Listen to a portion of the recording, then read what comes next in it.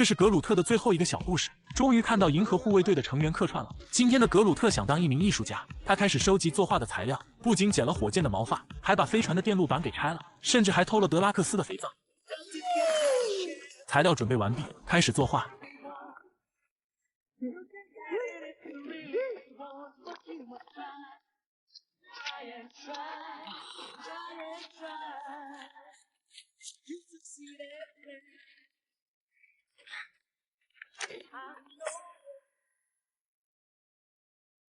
一顿操作后，就只差电路板上面的闪光粉了。格鲁特装上炸药，竟然直接引发了爆炸。